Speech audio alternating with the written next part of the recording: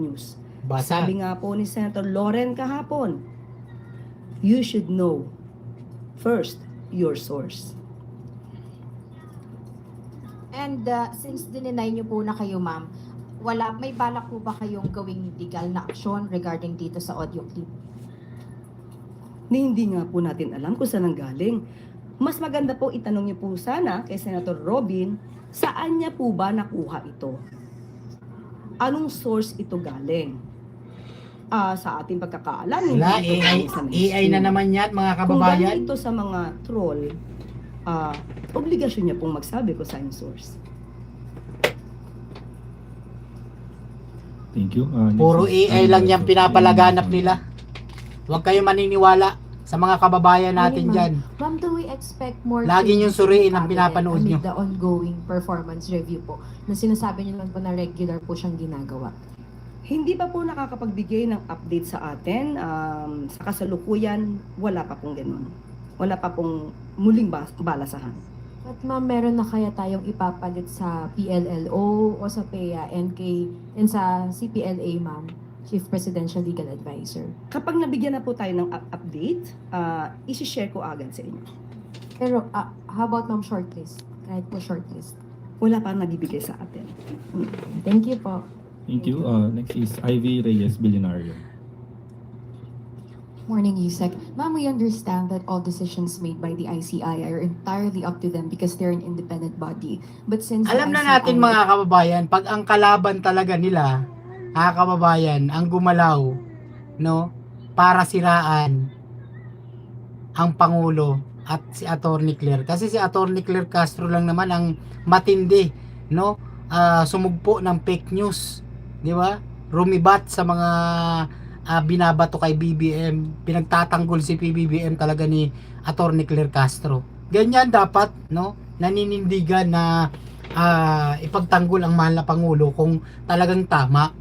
Pero kung mali, di ba, wag konsintihin. Pero mga kababayan ko, alam naman natin ang dami nang nangyari kay PBBM. Simula pa lang ng pag-upo niya, kung gaano siya katindi siraan. Di ba? Oh. Yung tatay nila, mga kababayan ko, di ba, matindi banatan si BBM noon. May bangag tayong presidente. O, di ba, sinasabi? Oh.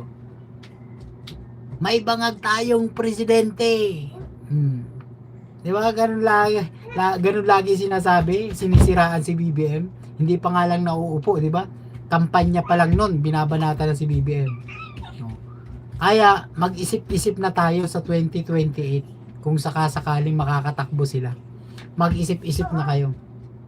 Di ba?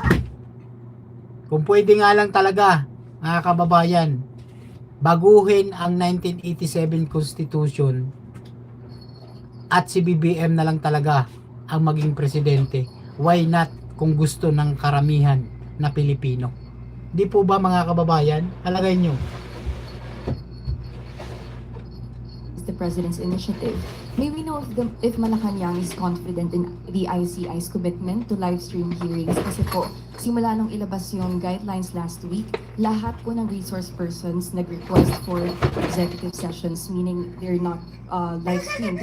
And if we would just let resource persons, especially public officials, have their way in participating in these investigations, doesn't that defeat the purpose of transparency?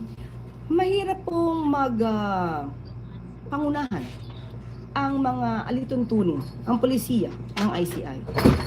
Okay, this is created, established by the President, but that's the reason why it is called Independent Commission. Sila po ang magsasagwa ng kanilang mga procedure. At malalaman naman po ng ICI yan kung ano po ang hiling ng tao. At ayon naman sa kanila, may mga legal na basis kung bakit ina-allow nila yung executive sessions. So, mas maganda po na ang katanungan na yan ay sa kanila talaga iba to dahil mas alam nila kung ano ang nagaganap sa hearing nila. Thank you. Next is Chloe Ofana, Business World. Regarding sa cabinet shuffle pa rin, Yusek, is there any truth po na madidissolve ang office ni Secretary Go before? Tinawagan po natin si Secretary Frederick